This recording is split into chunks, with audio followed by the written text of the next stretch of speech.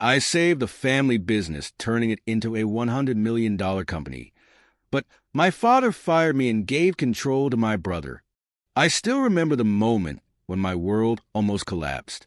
It was a cold November evening, and I had just come back from another aimless day of job hunting after finishing business school. The house was eerily silent, except for the faint creak of my dad's office chair. I peeked in and saw him sitting there, surrounded by stacks of unpaid invoices and collection notices. Robert, my father, always had this larger-than-life aura, but that evening he looked smaller than I'd ever seen him. The weight of his failing company was crushing him. Our family wasn't perfect, but we had always been comfortable. My dad's manufacturing business had been the backbone of our lives. That it was until the market shifted, and his old-school ways couldn't keep up. The company was bleeding money, and Nathan, my older brother, wasn't helping. He'd always been the golden child in Dad's eyes, the life of every party, the guy who could charm his way out of anything. But charm doesn't pay bills, and Nathan's carefree lifestyle wasn't helping to keep the company afloat. I stood there for a long moment, staring at my father. His hands trembled as he picked up another letter, probably another overdue notice. I knew he wouldn't ask for help. Pride wouldn't let him. But I couldn't watch him drown either. That's when it hit me. I had to step in, even if I didn't know what I was getting myself into. The next morning, I sat across from him in that same office. I told him I wanted to take over the company, to fix what was broken. He looked at me like I was crazy. Maybe I was. I had zero real-world experience, just a fresh business degree and a stubborn streak. But I couldn't sit back and do nothing. At first, he brushed me off, saying it was too late, that the damage was done. I could see the doubt in his eyes, the fear of hoping. But after hours of back and forth, he finally sighed and handed me the keys, literally and figuratively. Taking over the company was like stepping into a war zone. The office was grim. Half the employees had already left. The remaining ones were demoralized, and our biggest clients had jumped ship. I worked 18-hour days trying to plug holes in a sinking ship. Every day was a battle, with rejection after rejection from potential clients. And Nathan, he thought it was hilarious. He'd show up in his designer suits, laughing at my desperate attempts to save a dying business. His sneers fueled my determination. But then, something changed. A small tech startup that was looking for a reliable supplier gave us a shot. It wasn't a huge contract, but it was enough to keep the lights on for a few more months. I poured everything into making sure we delivered flawlessly. The relief I felt when they signed the deal was indescribable. For the first time in months, there was a glimmer of hope. That small victory didn't just save the company for the moment. It reignited a spark in me. I knew the fight was far from over, but now I had proof that it wasn't impossible. I wasn't just fighting for the company. I was fighting for my family, for my father's legacy, and maybe even for my own sense of purpose. Little did I know, this was just the beginning of a battle that would test every part of me. The first thing I knew I had to do was optimize costs. The company's expenses were spiraling out of control, and a significant portion of that was tied to Nathan. He had been using company funds for personal luxuries, expensive dinners, trips, even a new car he barely drove. Cutting those expenses was my first move. It wasn't easy, and Nathan didn't take it well. His anger was palpable, and he started treating me like I was the enemy rather than someone trying to save our family business. I could feel the tension every time we crossed paths. Nathan's charm turned cold, and he began subtly undermining me at every opportunity. It wasn't just the snide comments. He started spreading doubts among the staff, painting me as a rigid number cruncher who didn't understand the bigger picture. But I kept going. Every dollar saved meant a little more breathing room. Meanwhile, my relationship with Dad began to shift. At first, he hovered over my decisions, questioning every move I made. But as small changes started showing results, like renegotiating supplier contracts and streamlining operations, he began to back off. For the first time in years, I saw a glimmer of respect in his eyes. Yet his blind spot for Nathan remained. He'd make excuses for Nathan's behavior, brushing it off as just his way. It was frustrating, but I didn't have time to dwell on it. The real breakthrough came when I decided to pivot the business model. Instead of relying solely on our traditional manufacturing, I introduced a new line of customizable products tailored for smaller businesses. It was a risky move, but it paid off. Orders started coming in, and for the first time in years, the company was inching toward profitability. The employees, who had been skeptical at first, began to rally behind me. Even Dad seemed genuinely hopeful again. But then Nathan reappeared, as if he had been waiting for the perfect moment to steal the spotlight. He showed up at the office, acting like he had been part of the turnaround all along. He made sure to charm Dad and the board, spinning the narrative to make it seem like his strategic guidance had been the catalyst for our success. It was infuriating, but I bit my tongue. I told myself the results mattered more than recognition. That illusion shattered when I overheard a conversation between Nathan and one of the board members. He was planning to call a shareholders' meeting to propose a major change in leadership. The words hit me like a punch in the gut. This wasn't just sibling rivalry anymore. It was a calculated move to push me out of the very company I was breaking my back to save. The day of the shareholders' meeting arrived, and I came prepared. I had compiled every piece of evidence showing the progress we had made, from financial reports to client testimonials. My plan was to demonstrate beyond a doubt that the company was thriving because of the changes I had implemented. I believed this was finally the moment when my efforts would be recognized. Nathan arrived late, as usual. He walked in with the same air of confidence he always had, his grin barely masking the smugness underneath. Something about his demeanor put me on edge. There was a calmness to him that didn't match the situation. It felt rehearsed, as though he already knew how the day would end. I couldn't shake the feeling that I was missing something.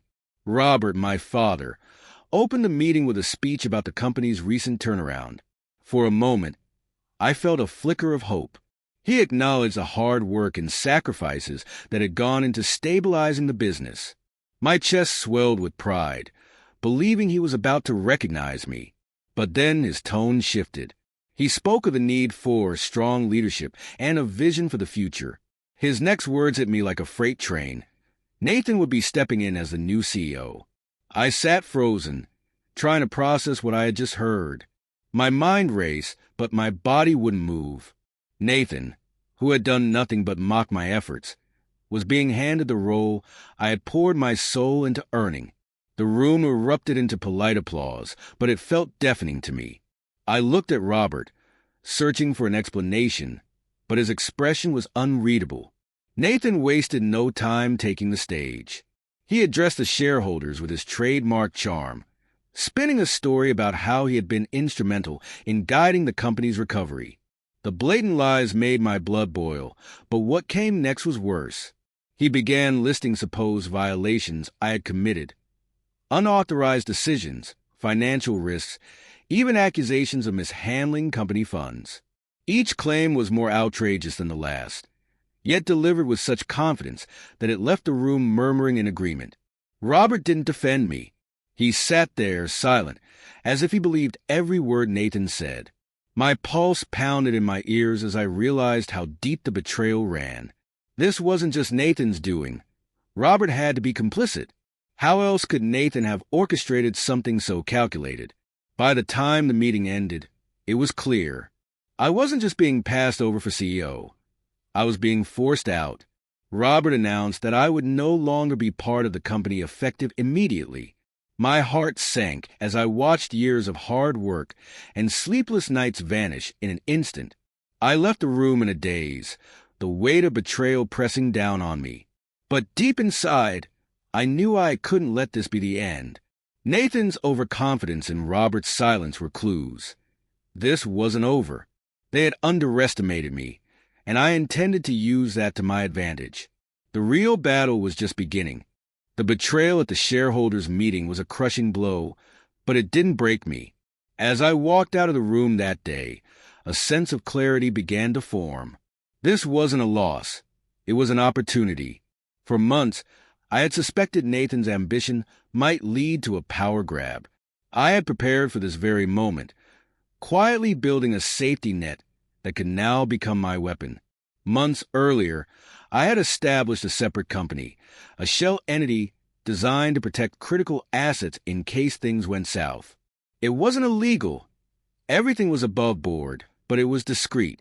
Key patents, software licenses, and even a few client relationships had been transferred there under the radar. While Nathan and Robert were focused on the here and now, I had been thinking ahead, creating a fallback plan for this exact scenario. The first step was assembling a team. Over the years, I had earned the trust and loyalty of many employees. Some had worked under me directly, while others had seen firsthand the changes I implemented that saved the company. These were people who believed in me, not Nathan. Quietly, I reached out to them, offering positions in my new company. It wasn't an easy sell for everyone. Loyalty to the old guard ran deep in some. But the promise of stability and a fresh start convinced many to join me. As the days passed, I began to expose the cracks in Nathan's leadership. Using data I had gathered during my tenure, I started anonymously sending reports to key shareholders and regulators. These reports detailed inconsistencies in Nathan's claims, mismanagement of resources, and questionable financial practices. The evidence was irrefutable, and whispers of dissatisfaction began to circulate within the boardroom. While Nathan tried to bask in his newfound authority, I launched a counteroffensive. My new company, lean, efficient, and well-equipped, started targeting the same clients that had propped up the family business. Our pitch was simple: better service, competitive pricing, and a personal touch that Nathan's impersonal approach lacked.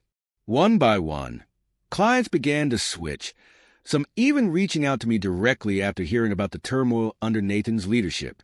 The real turning point came when I launched a strategic program designed to disrupt Nathan's operations.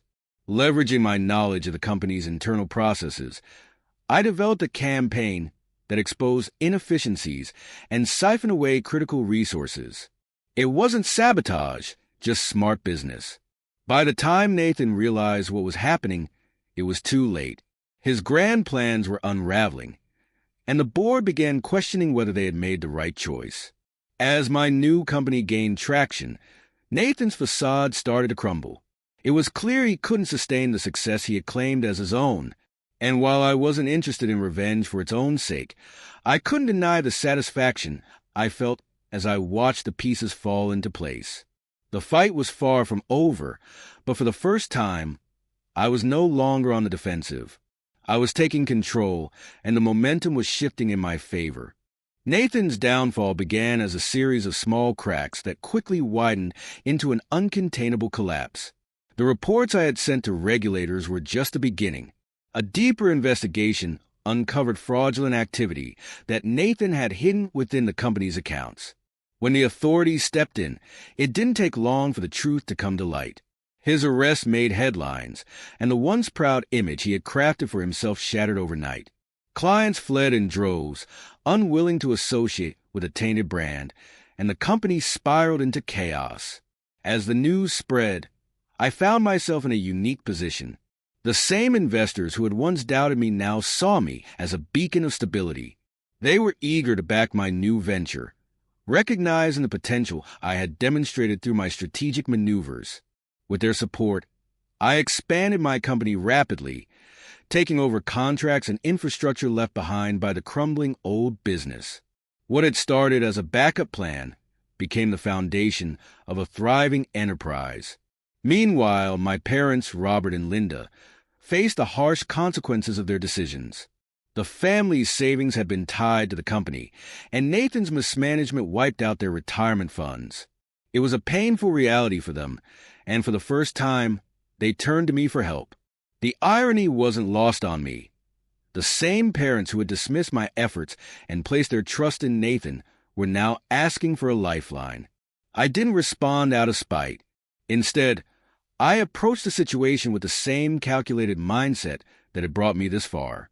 I offered to buy their remaining shares in the defunct company, providing them with enough money to secure their future. But there was a condition. They had to agree to step away from my business entirely. No interference, no opinions, no second-guessing my leadership. They accepted, albeit reluctantly, knowing they had little choice. With their shares in hand, I consolidated what remained of the old company with my own. The result was a new entity, a streamlined, transparent operation built on the principles of integrity and hard work. My team, composed of loyal employees who believed in my vision, worked tirelessly to ensure our success. The energy in the office was palpable. For the first time, we weren't just surviving, we were thriving.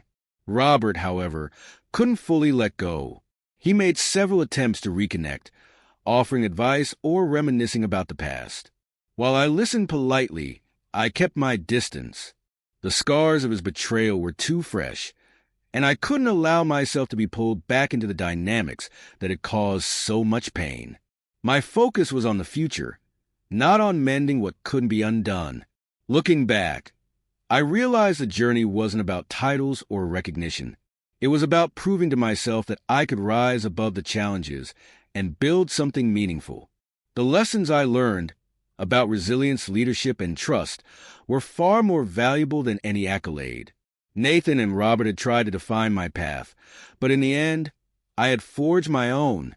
The new company became a symbol of what was possible with determination and a clear vision. Clients valued our honesty. Employees thrived under fair leadership, and competitors took notice. I had left the shadows of Nathan and my father behind, stepping fully into my role as a leader who led by example. This wasn't just a business victory. It was personal. And for the first time, I felt truly free. Bye-bye.